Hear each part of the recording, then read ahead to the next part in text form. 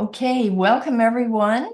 We're excited to have you here in our session entitled System Design Quest.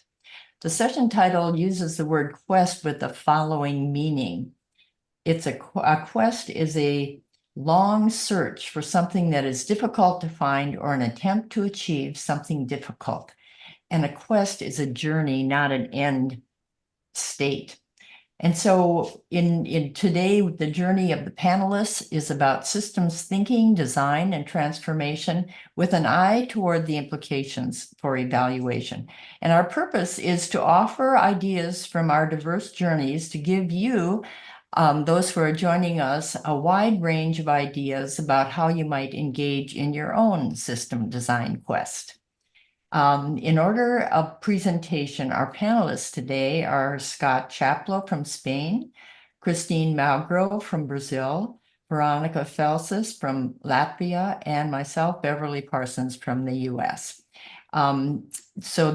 We'll be talking more about our experience and so on, but before we proceed, I want to call on Christina Malgro to engage you in a brief activity so we can learn more about you.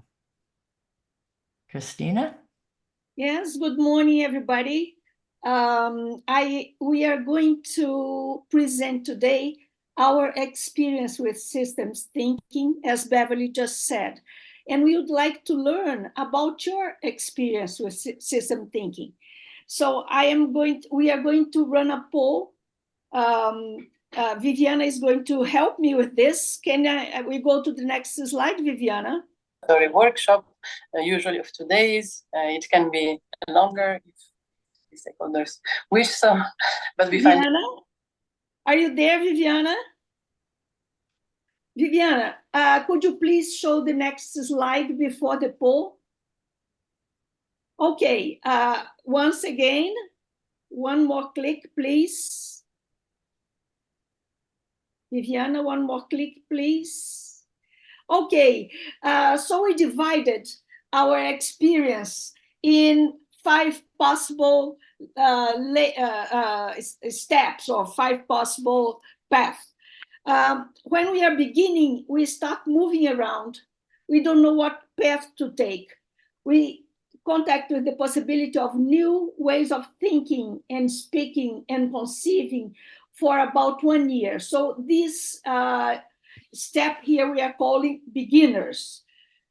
Second step would be probably the struggler, exploring literature and formulating questions adequate for professional issues. I have been on the quest for 1 to 4 years. Do you think you are a struggler? Where do you think you are? So you can also be at mid-journey, have been on the quest between 5 to 10 years. Or are you a long tracker, have been up and down several paths on the quest for more or less 10 years?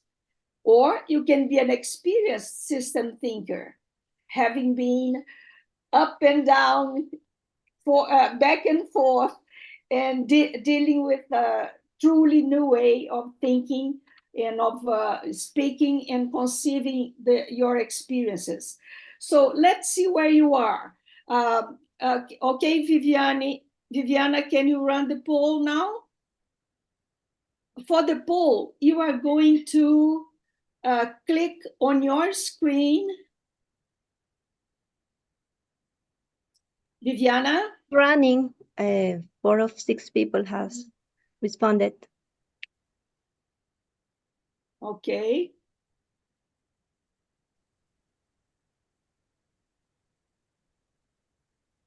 I don't see the poll on my screen. That's why I asked you. It's running. Good.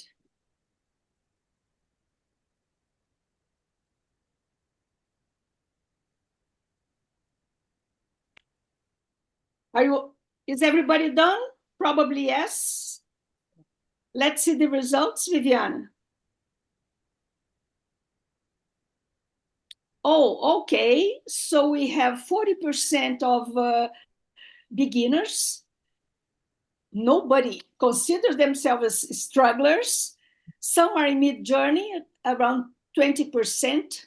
There's a long tracker, 20%, and experienced 20%. So we just hope that our sharing of experiences will make it possible for us all to improve our practice in evaluation. Thank you very much, Viviane. Now I'm going to return to Beverly. Okay. Thanks, Christina. It's very interesting to see that we have a wide range of people in this journey with us and in the challenges of today's environmental crises and complexities and uncertainties.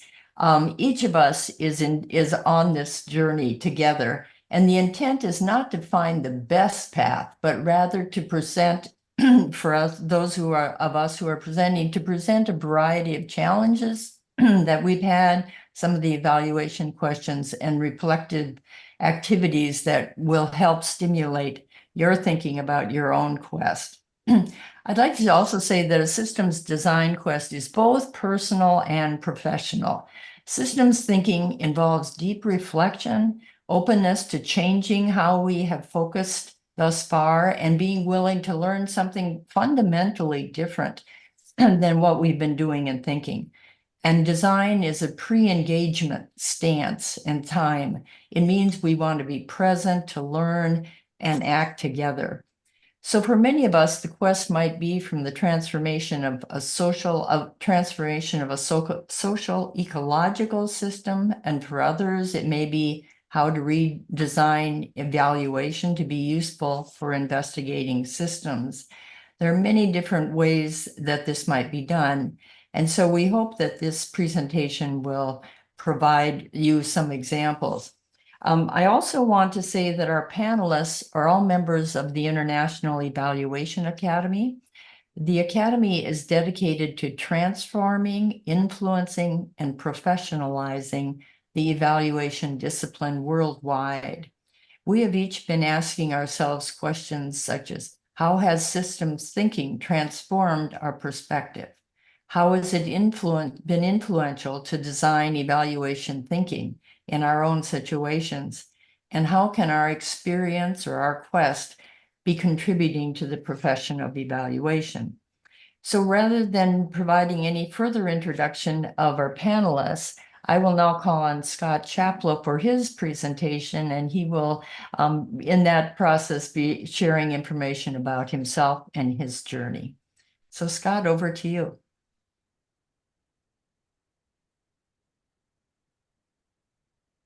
You're on mute.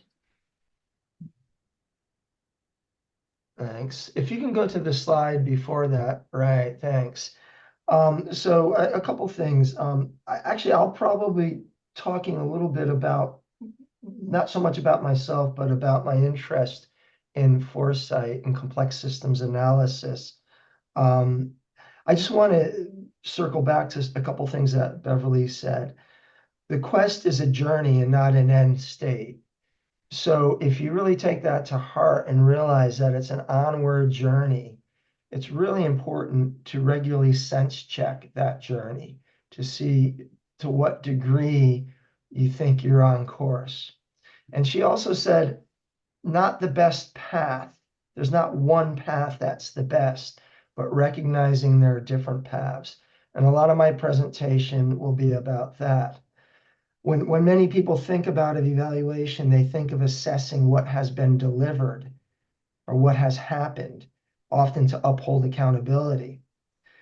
But we know evaluation also takes the learning from assessment to make recommendations about the future.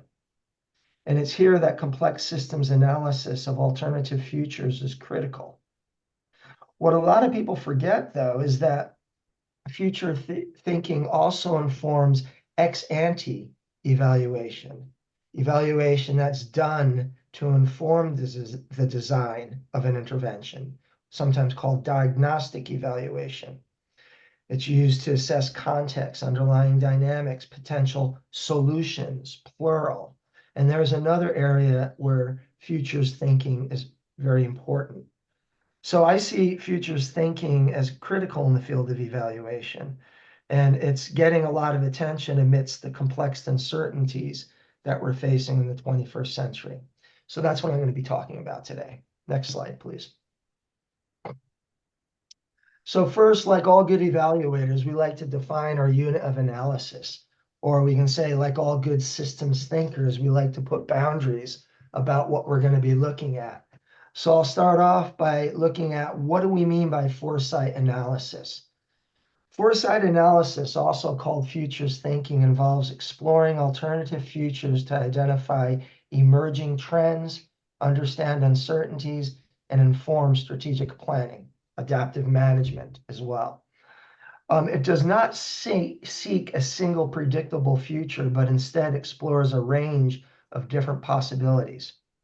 An important distinction is between foresight analysis and forecasting. Forecasting seeks to provide precise predictions based on existing data patterns, focused typically on using quantitative models to provide numerical estimates of the future state or outcomes. For example, weather forecasting, which uses scientific data, is pretty accurate. So is the use of forecasting in climate change, looking at the increase of greenhouse gas emissions in the atmosphere. Those quantitatively informed trajectories are pretty accurate.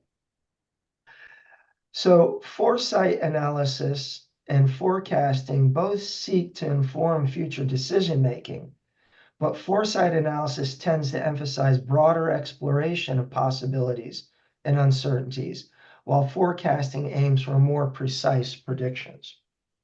Next slide, please. So there's been a lot of attention and guidance for and practice of strategic foresight analysis, not just within evaluation, but within a variety of different fields in the public, nonprofit, and private sectors. It's been largely in response to the increasing magnitude and frequency of disruption that we've been experiencing this century. Sometimes you see the acronyms VUCA, VUCA, for volatility, uncertainty, complexity, and ambiguity.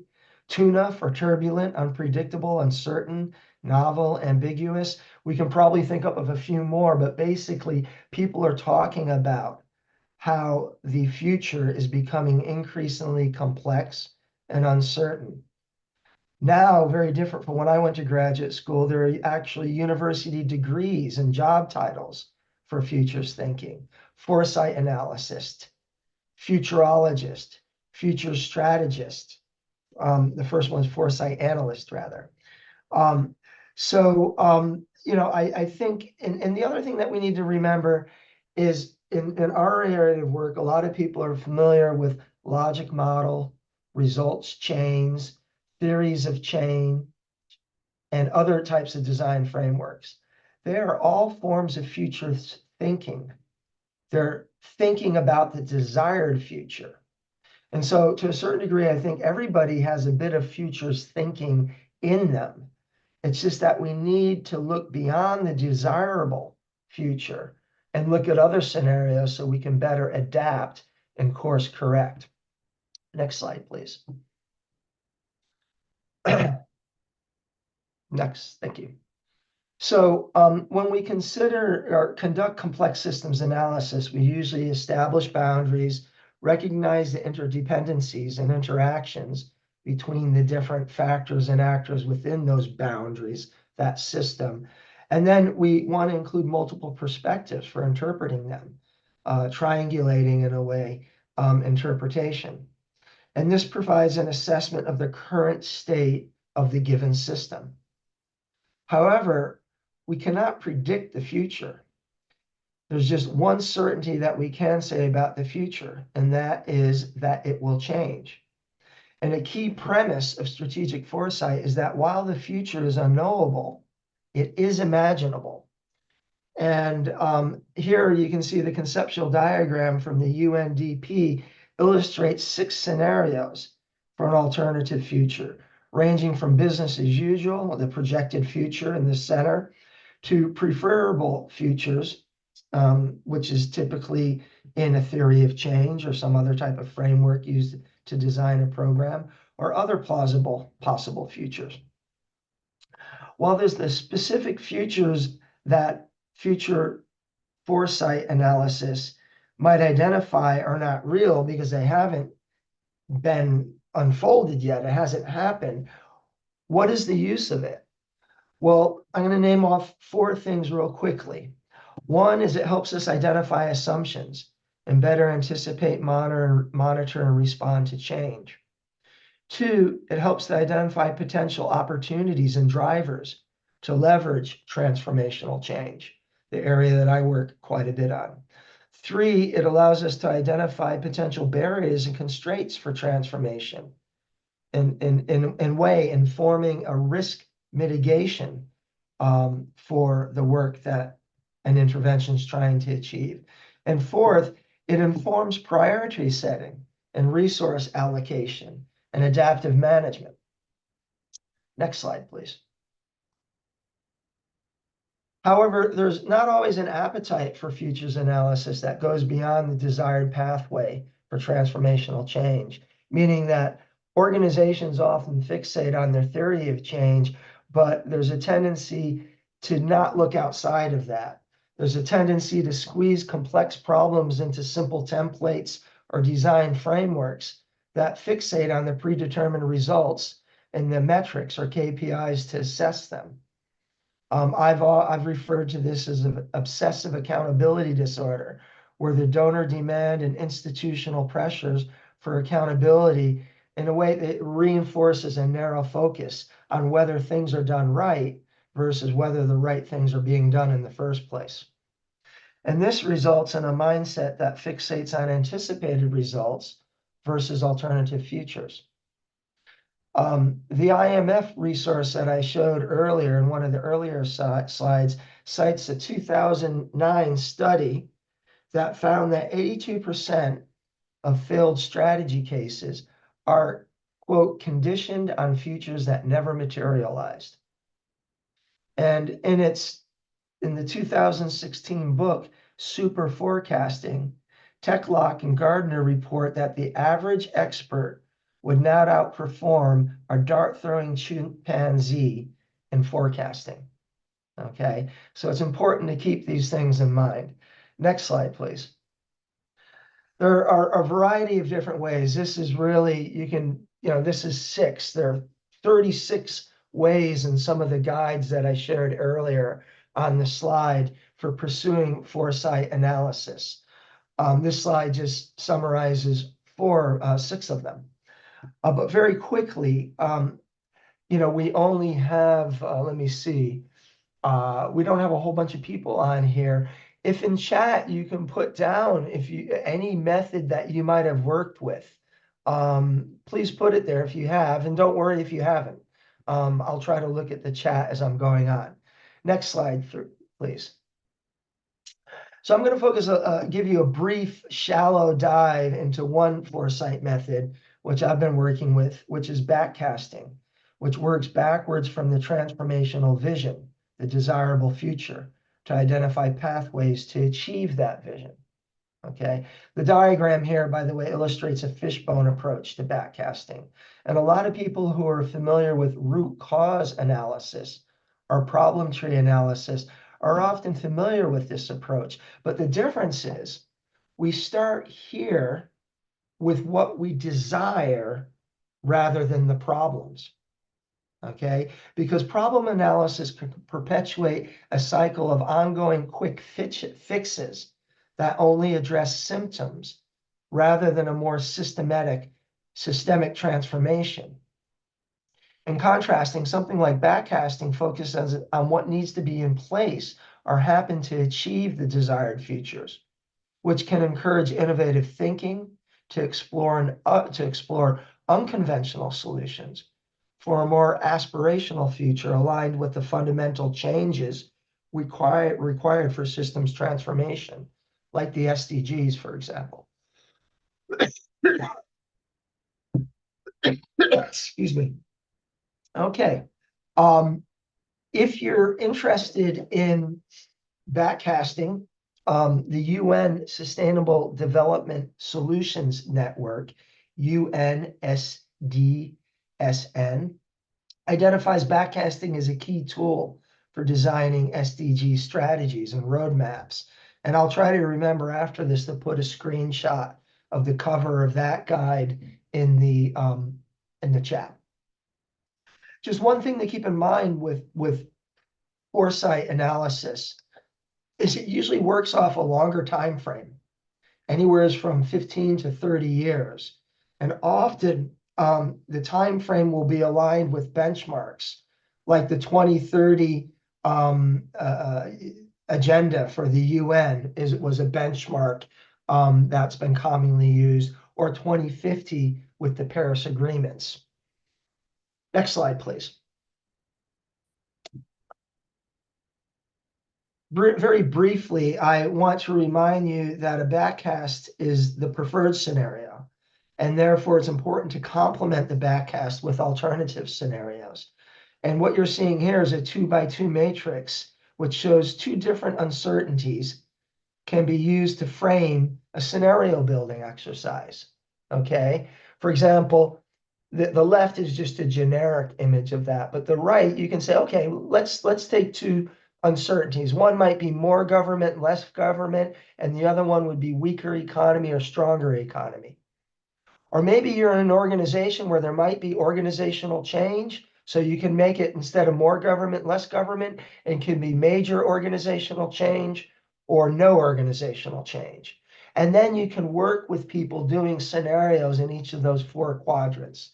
And this is just one example to generate scenarios that go beyond your desired or preferred scenario. Last slide, please.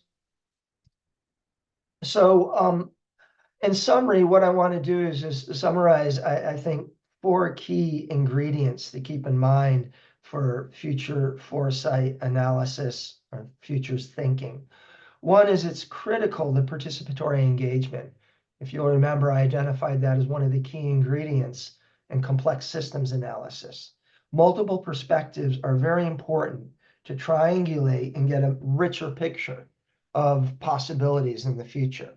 And it's particularly important for futures analysis to help understand and anticipate different scenarios from those perspectives that have been traditionally marginalized from the discussion, whether it be because of gender, race, what have you.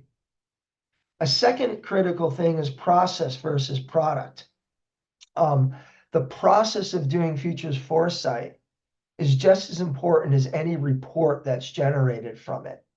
Okay. In doing it, people start to think more systemically about the present and what alternative future can unfold. And it prepares them to better support adaptive management when whatever intervention is designed is implemented. A third key lesson is that the future should be pluralized, which means there's not one, but multiple futures. For every future that happens, there are hundreds of expected futures that will not happen. So we always need to have or be thinking about a plan B, D, C. When I used to teach whitewater rafting, plan A was where you wanted to go. Plan B is where you went if a rapid bounces you off. And plan C was where you're going to swim if your raft flips. So it's very important to have these alternative plans. And the last point I'll raise is that futures thinking should challenge existing beliefs. Often the most accurate and useful projections of the future will seem ridiculous in the present, exactly because they were not expected. So foresight should disrupt existing values and mindsets and behaviors to avoid being trapped in business as usual. And to try to bring this back to a personal statement on myself, I think having been involved in the development industry and strategy and evaluation now for almost 30 years, I would say about 90% of the intervention designs that I've either helped contribute to or evaluated have not unfolded as they were designed. And that's one of the reasons why I think futures thinking is so critically important, not just in the field of evaluation, but in other aspects of international development and what have you. Thank you. Thanks very much, Scott. That was very interesting. We'll go now to Christina Magro from Brazil. Hello again. So the title I gave to this presentation is From Thinking About Language to Languaging About Systems. I would like to thank the IAC team, to thank Viviana for the support, and to Beverly and Veronica for putting this panel together in such a creative way. And thank you also, Scott, for the very interesting presentation and very inspiring. And I hope we can chat a little bit about your ideas. So I accepted the invitation in the hope that through sharing my personal experiences, we could gather a few hints to improve our practice in evaluation. My quest with system thinking has been towards a scientific way of thinking that allows me to understand our living experience in the world. In our westernized cultures, this is an issue frequently put aside in favor of more abstractly framed objects. Some thinkers are nowadays saying that we live a civilizatory abstraction, which doesn't help us at all to understand daily life and how things go wrong or in unexpected ways. So I will start by telling you about my disciplinary and epistemic uneasiness as a member of the scientific community of linguists. Before retiring and before becoming an evaluator, I was a linguist and a full professor at Federal University of Minas Gerais. After this, I would then follow up as an evaluator, addressing what I have observed in terms of the penetration of system thinking in the field of evaluation under the pressures of global challenges. I will wrap up with an image that I hope can inspire you towards a reflective and effective practice for transformation in evaluation profession. So next slide, please. I won't write much in my slides. I only give a title of what I am planning to tell you. So as a linguist, I early realized that the discipline, linguistics, didn't offer much to understand our living experience in language with others. Living in language, we experience both mutual understandings and mutual misunderstandings, interpretive congruence, and variability in interpretation. So I'm sure you all have experienced this.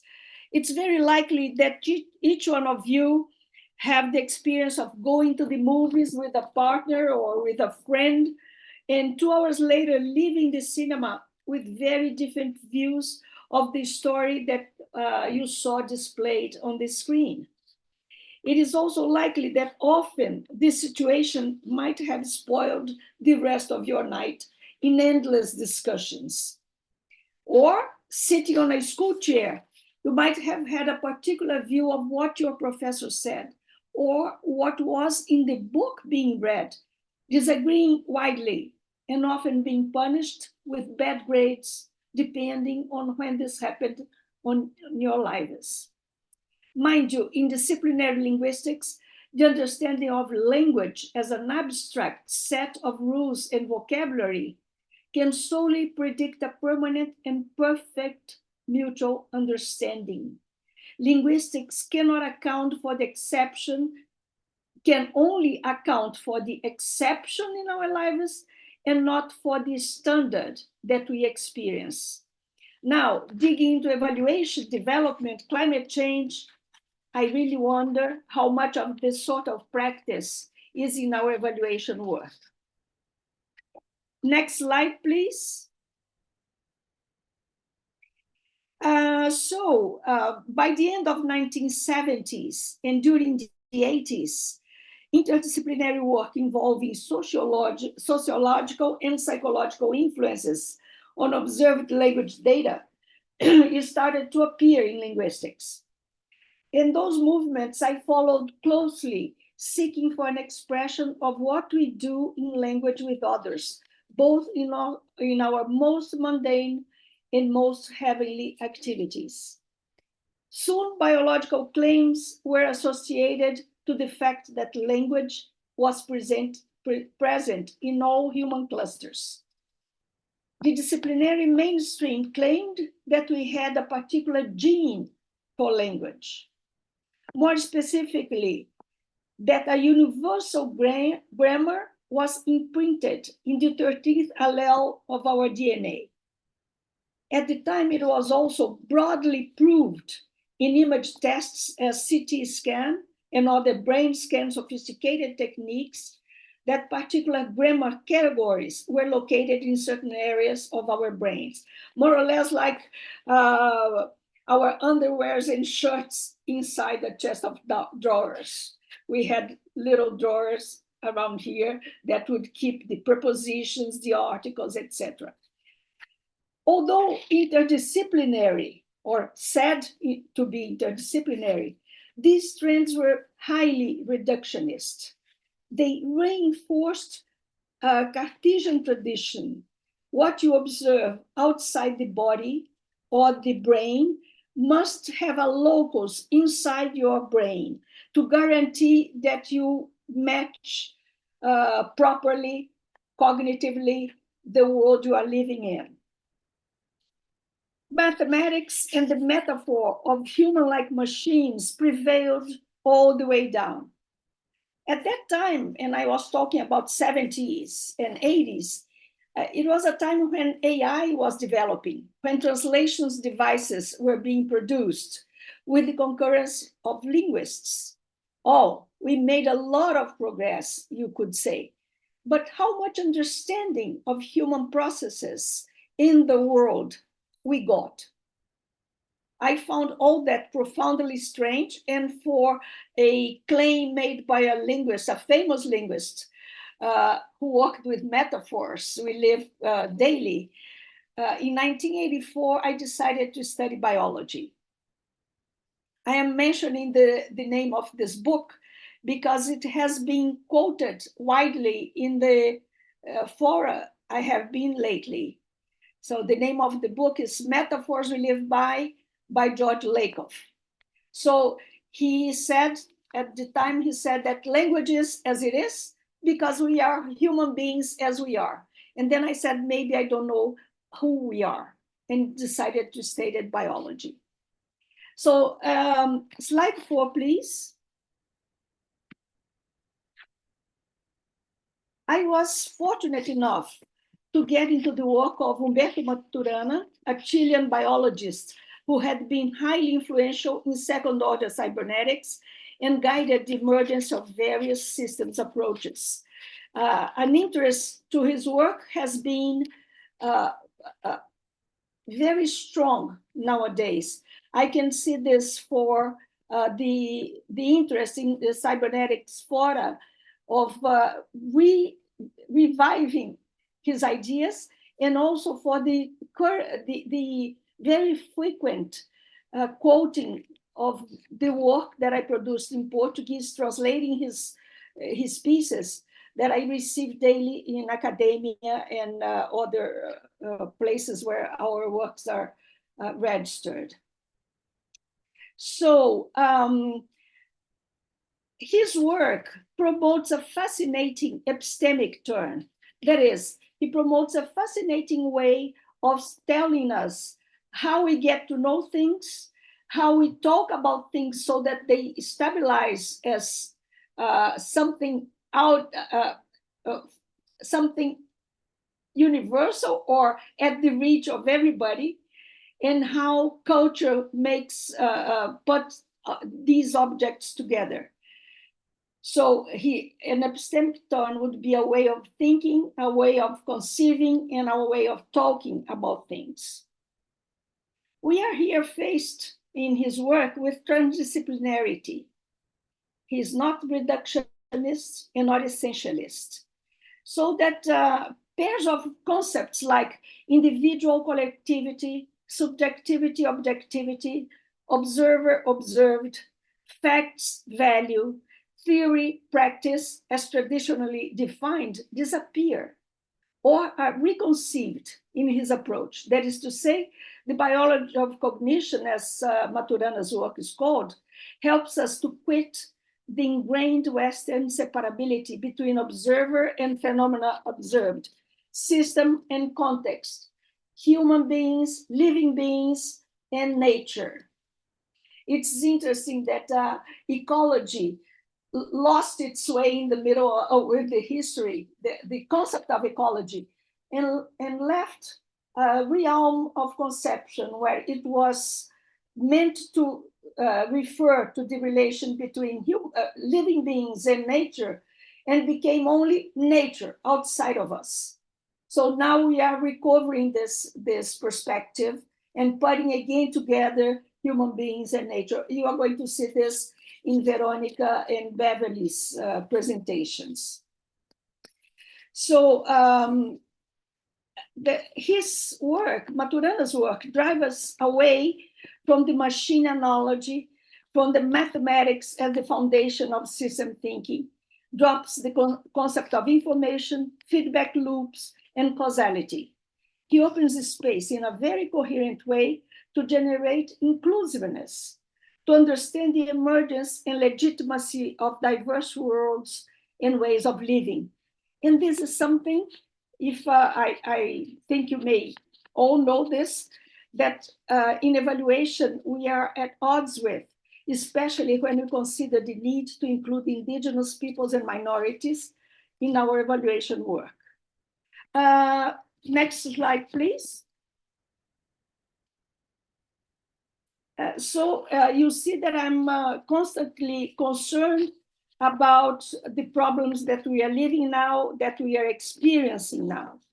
So Maturana's work is a breath of fresh air. Although difficult to read, although epistemic turn yielded by his work is not easily accomplished, unless you feel a profound dissatisfaction with the way our work is progressing and a deep concern with the way the world is drifting. And you recall that as a linguist, I was profoundly uncomfortable with the answers that the discipline offered me. And I started searching for something else. And when I found this work, when I found system thinking that would allow me to think differently about what we experience in language with others, in a culture, in a medium, we did have a great time in my university with the students, publishing and organizing meetings and rounds of reading with other several areas at the university. So this changed profoundly my life. As an evaluator now, I have noted an extensive difficulty in adopting a transformative stance, moving away from the tradition, leaving business as usual behind, even when system thinking is called into play. There are institutional hindrances, but there are also relevant drawbacks, which are epistemic in nature, that is, that are due to the way we think, the way we talk about how we think, and the way we distinguish and see things that we want to work with. System thinking in evaluation has followed systems trends that preserve the Cartesian tradition and the machine metaphor. Many of them are mechanistic in nature.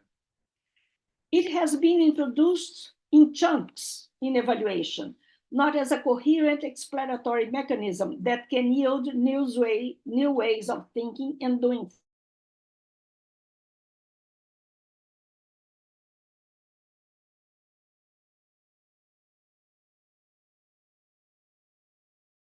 And the social realms, as Beverly and Veronica are nicely bringing to us right after me. The conversation we are having here is an invitation for us to perform the needed transformation in evaluation to face the enormous challenges that our history on Earth has helped to promote. I want to thank you for following my journey and my sense of wonder and surprise when my questions became answers, which were transformed in new questions and kept me alert and continuing to ask questions. Next slide, please. I close up now, leaving with you this image that is meaningful for how our lives on the planet with others can be seen and dealt with. It goes on in a historical, dynamic, contingent, and interconnected way, producing complexity in a recursive manner. Thank you very much. I hope I haven't gone. I see that I didn't turn my clock on. I hope I haven't stepped into Beverly's time, or Veronica's time now. Thank you so much, Christina. And now we'll turn to Veronica Felsis from Latvia. Hello, everyone. I tend to be placed in Latvia, and I do indeed live here. You will see from the last photo on my presentation. I'm Polish, and it doesn't always go so well that in the context of webinars that I am indeed same like Scott, a foreigner in another country. Nevertheless, what I would like you to see and notice after the first two presentations is that we understood in the academy that system thinking can be applicable and can be understood from very different perspectives depending on our education, our passions, our perspectives, our cultural contexts, and so on. And that's what we wanted to share with you, just the richness of understanding how far we can take it, how far can we take the system thinking. For me, as a sociologist coming from Eastern Europe, it really came through the perspective from the framework of permaculture, which was the answer to the nexus of the environmental and social issues. And it came very practically through the experience of my life, but it really helped me to see the complementarity of the picture and as an evaluator on a professional road to kind of really get more interested in the nature-led solutions. And I believe that we live in unprecedented environmental destruction times. And we live at the moment when we cannot really predict the tipping points of many destructive trends. And we heading towards a catastrophe. And it's not very sure how AI, double exponential pace of arm race of its development will really add to this equation. Next slide, please. What I would like to omit is to really thank, especially thanks to the giants in this session, is really not to prove my knowledge in order to state the obvious or run the risk of preaching the converted. But really what we need to be doing in times like this is to think what we are missing here and what can we be still adding, because we already know the evidence about unsustainability of our living. We understand that within evaluation we have plenty of new approaches, of updated approaches, of frameworks. Each of the organization is really trying to find new, innovative, creative ways to respond to the meta crisis or to think about the transformations. And this is great, but I think what we need is to really find ways of how can we collaborate and not really to create just the economical profits, because it's very important that we find ways of how to sustain good life for many and for as much as possible for all on this planet. But we need to be aware of how quickly the social inequalities are spiking, and what can we be doing that really not to marginalize the most suffering people.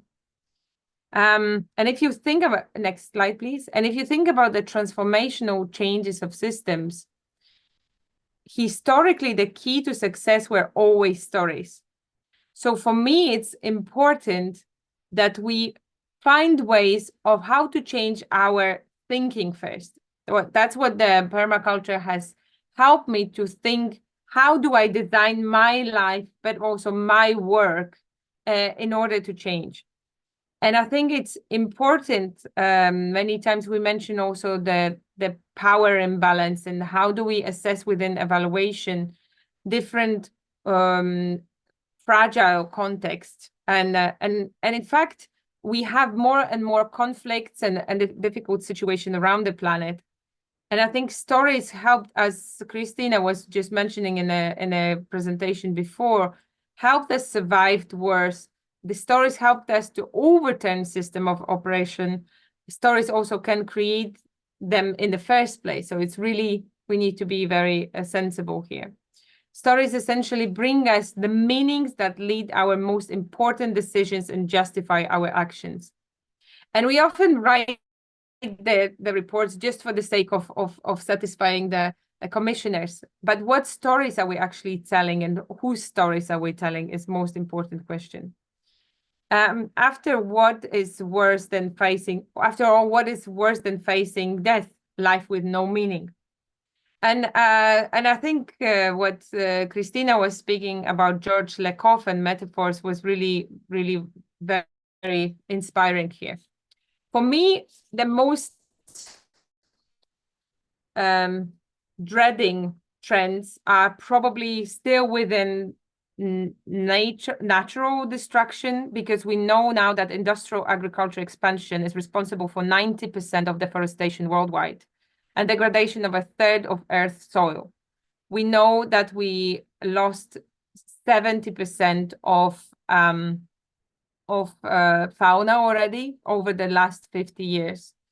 33% of croplands are used for livestock feed production, while livestock support nutrition for over 1.3 billion people is problematic.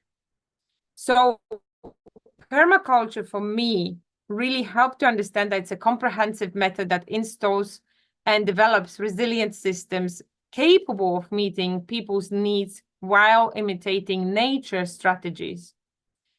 It is based on ancestral know-how, and it has been also criticized as such as being westernized ancestral know-how. But at the same time, we need to find bridges of how people from affluent parts of the world can be learning more and how they can put into frameworks what they can translate into their own languages, as Christina was saying, or languages of understanding and languages of knowledge. So it is, permaculture is focusing on how we can make sustainable the agriculture production, energy efficient and respectful of all alive beings. It represents variety of direction of quickly growing and learning streams of work, and is not fundamentally against technologies. It applies technology in landscaping and designing, but at the same time, it really fundamentally tries to understand how ecosystems are functioning, the role of life and soil, the symbiosis between different parts of the ecosystems, and how to create synergies between them. And I'm not saying permaculture, next slide please, will save the world. But to some extent, I'm saying that it already saves local worlds where it restores land, regenerates ecosystems, and makes communities more resilient by design thinking and using principles of evaluation that are speaking about social perpetuation of sustainable living and ecological perpetuation of life. So one basic rule here would be to follow nature, observe and interact with her. Don't pick on her in terms of mimicking biological processes to reproduce technologies based on fossil fuel logic, to advance our progress exploiting natural resources, but rather work hand in hand with ecosystems with respect to us being a part of it and not in control of it. And can we move on the presentation? And I think just to move to conclusions from what I learned from permaculture, nature-led solutions, from biomimicry applied to evaluation, and in general, kind of asking myself a question, what in this moment of history would not be a waste of my time? First of all, it's really about creating meaning, because the stories of our meaning are creating the sense and motivation of our actions, whoever we are, and we need to be integral to what we believe in. Secondly, I think evaluators, especially those who are commissioning evaluation or leading organization, needs to be giving jobs to young evaluators, and especially letting them to apply these new nexus type comprehensive approaches, and just help them test them. Definitely advocating for more reflexivity in our organization, and that nature-led logic, nature-led principles to lead our understanding in turbulent times. Doing meta-evaluation, understanding to what extent we are applying that nexus in all our work, and not really hoping just simply that we are accelerating the progress towards SDGs, because we already know we are off the track on majority of them. You cannot accelerate when you're off the track, you know where that it's just leading to the catastrophe. I would very much want to motivate you to regenerate any parts of ecosystem you might have access to, maybe through the past, the elderly, through the, through your parents, through grandparents, but learn your connection to the nature. Break out the ongoing neo-colonial balance, and with the tiniest possible action. This is to somewhat extent also related here to nature thinking, because the power relation comes from our add-on as a social system on the natural system. And it's very heavily dependent on our power balance. So we always need to be thinking about it. I would hope to see more of a humanitarian aid projects experimenting with permaculture projects with biomimicry-based system design thinking. And I'm fully aware of growing and controllably spiking social inequalities.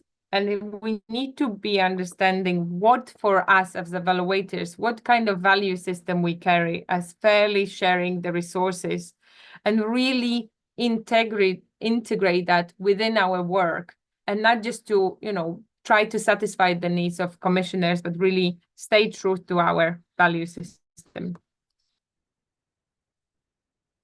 Great. Thank you very much, Veronica. We will now move on to the presentation that I will make about my experience, and it's focused on paradigm-based evaluation for an eco-just systems transformation. I'm fascinated by transformation. And at the heart of my evaluation work over nearly 50 years has been my fascination with systems thinking. So if we could go to the next slide, please.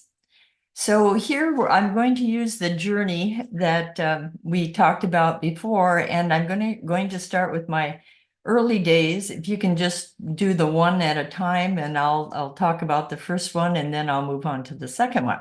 So this is really my first experience was back in the 70s, actually. I went from being a research assistant in physiological chemistry in a medical school into what for me was the foreign world of education, research, and evaluation for my PhD program.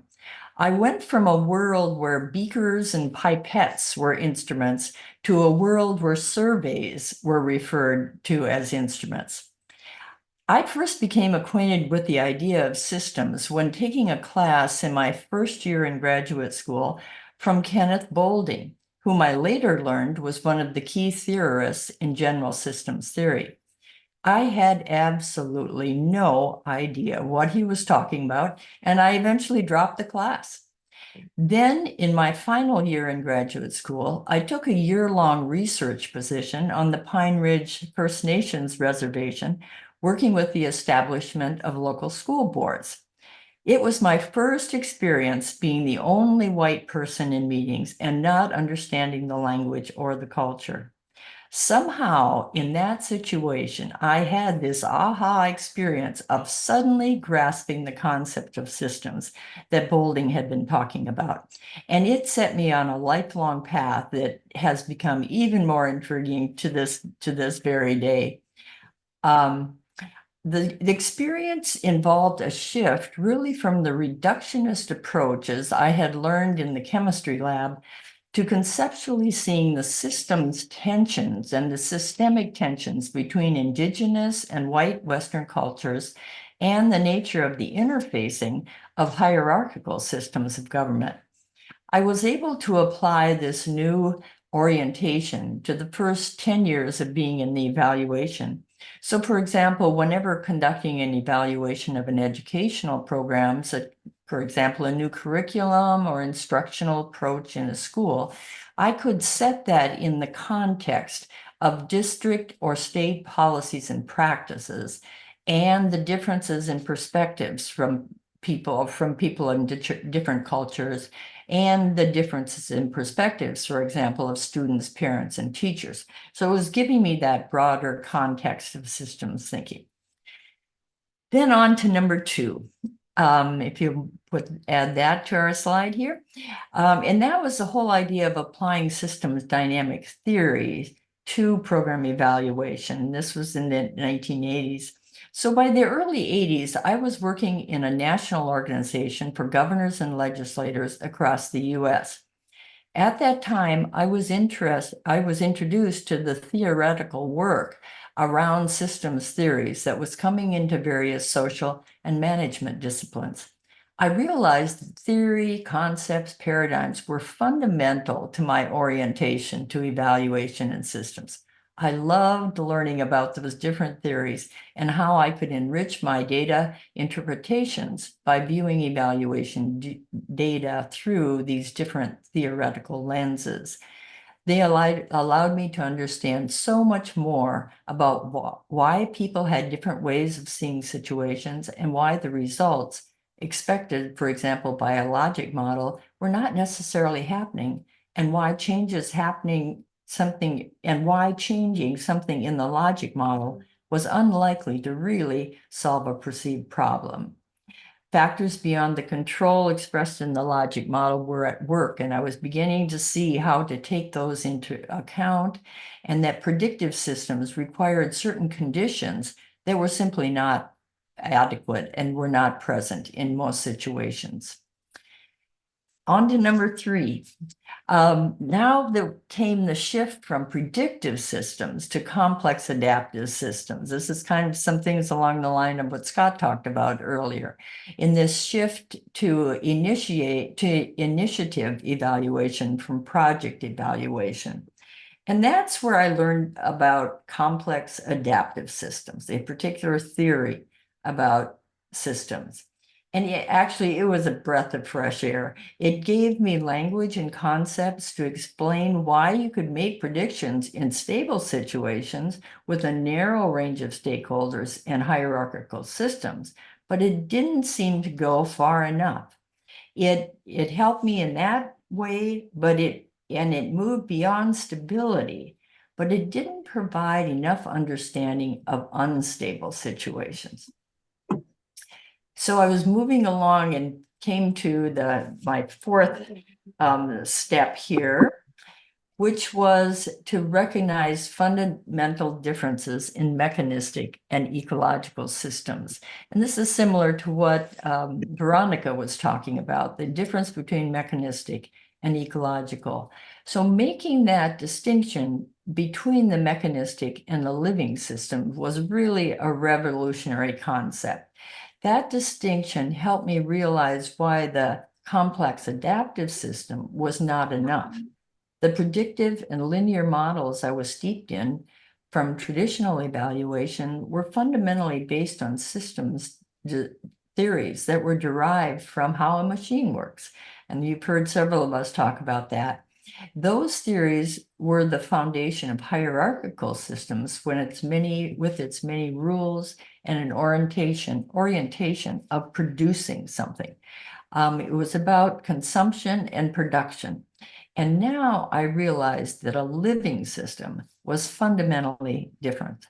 Its purpose was promoting and regenerating or renewing life itself in its many forms. It was a living, evolving, dynamic, or organizing system, much like what Veronica talked about with the permaculture. It calls for following and understanding patterns rather than predictable and specific results. So life in today's world is a combination of both of these types of systems. But these theories, by separating them out, can help an evaluator be able to move from seeing one type of system to another type. It's kind of like a figure ground distinction and moving back and forth, or like looking at an optical illusion. And then finally onto the fifth phase here, if we can move our slide to number 4 and 5. This is more about localizing, balancing, and evolving applications of system paradigms with the participants and the evaluations very intertwined. Again, this is some of the things that other people have talked about here today. So today, in the turmoil of social, climate, and economic changes, it is so important for evaluators to be able to recognize and work with patterns of dynamic living systems, as well as the predictive results based on logic models that we're all quite familiar with. So at both global and local scales, our control-oriented systems are actually falling apart. They're reaching their limit of capacity to function in such a dynamic world. I would contend that we have to release them into the rebirth of systems that are fundamentally grounded in life and living systems. It involves engaging with local, social, ecological settings to recreate civilization that are grounded in that particular ecological context and social justice. It's about grounding ourselves in living systems that guide us in redesign and transforming our social systems to nurture and deepen the whole of life, the spirit of life in this time of upheaval of social, climate, and economic systems. So that's a quick overview of my 50-year journey at the intersection of evaluation and systems. And truthfully, I've never been more excited than I am right now as I focus on living systems during the coming years of the great unraveling of so many of our social ecological systems worldwide. In between now and 2030, I expect to see a lot more changes, and I hope to still be around in 2030 and engage in this roller coaster journey of working with evaluation and systems over these next few years. And by the way, roller coasters have always been my favorite ride at amusement parks. So it's the ride that I expect all of life to be experiencing in the next few years in the arena where I'm working. So we're all working in different contexts. And in my case, I don't expect to be able to identify multiple scenarios of the future or backward map to the present. I also don't expect to predict or clearly link results that I see to particular actions.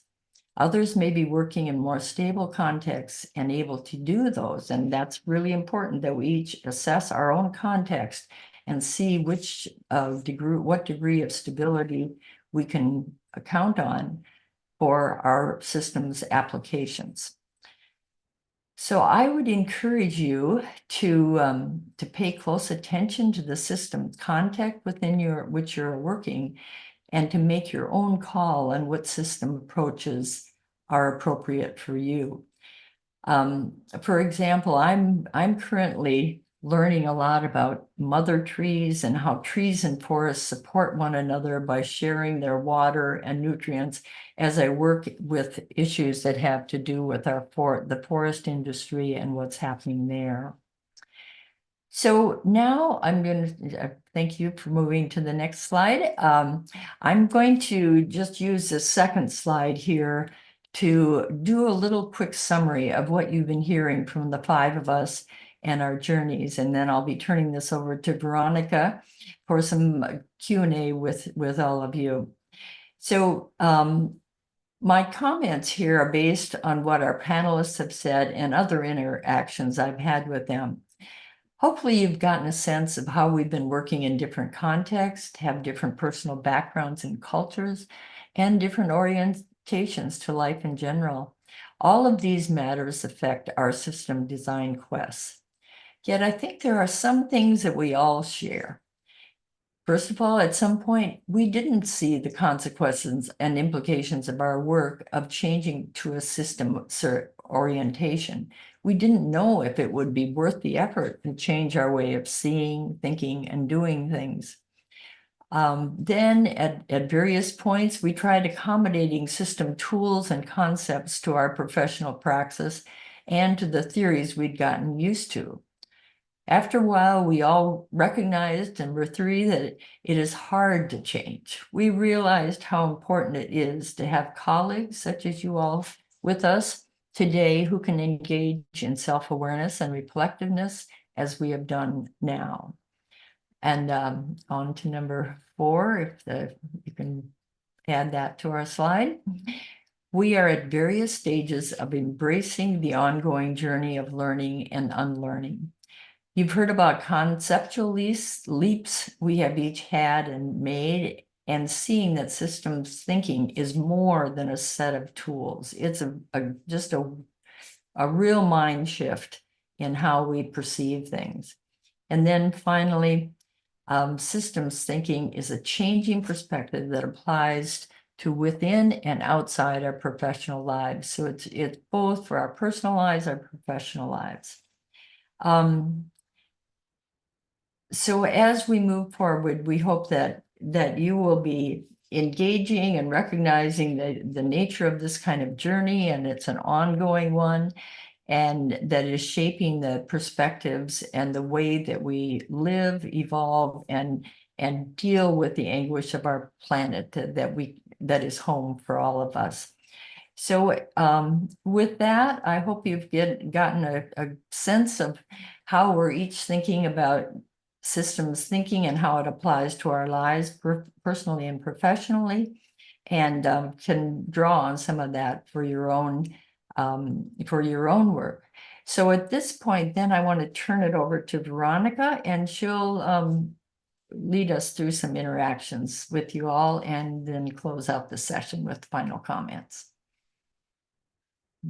Thank you, everyone. I think we lost Scott a bit with the video, but we were informed about it before. Yevin, thanks so much for.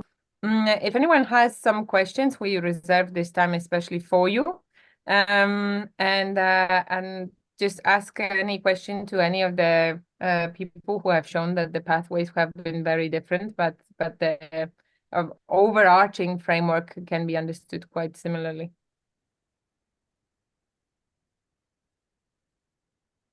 You can use the chat or just simply unmute your mic.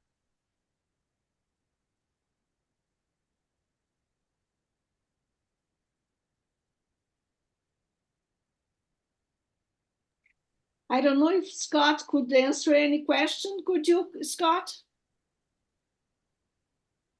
Not really, huh?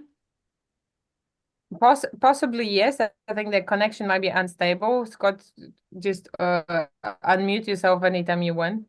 But I think Vicky is maybe sleeping. But yeah, maybe if anyone is willing, just if you could give like 3 actions to our listeners, and if you would wish to just inspire our public to remember something from this session, then give us 3.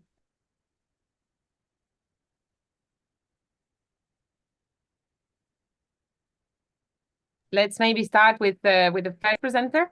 And Scott, do you want to say the final remarks? I am finding, for whatever reason, this call has been dropping in and out. So I don't know if I'd be reliable to give final remarks because I have not been able to follow everything.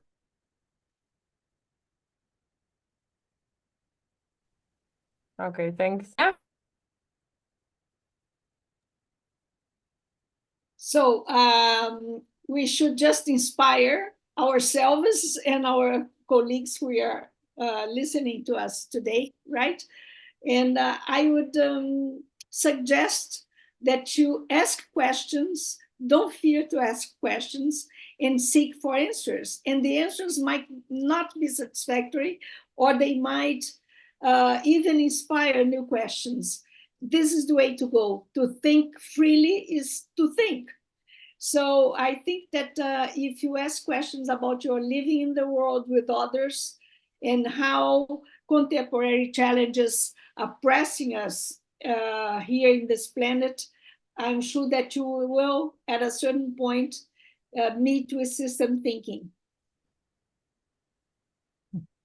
Wonderful. Thank you so much. That's absolutely something that we all probably agree among the panelists. That was very well summarized. Thank you so much, Christina. Beverly? I think one of the things that I'm especially interested in having us all remember is the importance of paying attention more to the actual physical, natural context in which we're living. That it's so important, I'm finding, to really recognize when I'm living in the midst of, like right now with the Pacific Northwest forests, and what that landscape means for the way we live in this particular place. I was with a native elder at one point, and there were several of us, we were talking about the importance of people recognizing that they don't control nature, but they're more stewards of the forests and of the trees. And this elder said, well, yes, but actually the trees are stewards of us. And I think that's so important that we realize that we are just kind of one little species on a planet and a nature that is really what's sustaining us all. And in evaluation, we so often get so focused on what people are doing, and that's terribly important, but to realize what we're doing in relationship to nature. And I think Veronica brought that up a lot, but I've just become so fixated on that idea that we have got to live in relationship to wherever we are. We can't be always thinking about the whole global situation. Just take our own little place where we're doing an evaluation, whatever scale it is, and set it in the context of the living nature that surrounds us. So that would be my comment. Thank you so much, Beverly. And I because both of you have stolen my points about really finding the connection when it's difficult to find, and the most far away from each other point can still find the line that connects them. This is what Christina said. It's just about applying thinking. And then Beverly has obviously stolen my points about what we are fundamentally dependent on from the physical and natural world, and really to take it humbly. Maybe my final point would be that it might seem that connection, like for example, Scott's, from a very life situation, from a very practical life situation, is unprofessional. But what I realized also as a mom of 4 kids recently is that on this planet, there's only one job that I will be evaluated for over the next 100 years. And that job is me, what kind of mother I was. So probably what I want to tell to our audience is that it's great that you're doing the projects that you want. It's career development and the skills and the capacity building is probably something that we really intensively plan for and design for in the International Evaluation Academy. But unless you're going to do it with your own integrity and value systems to which you are true, it's not going to bring the good that we need for the transformations that we would like to see in this planet. Thank you so much for this session and for connecting with us. Thank you for being with us throughout all this time. And we really hope you're going to enjoy the rest of the local sessions this week. Thanks, everyone. Bye. Bye.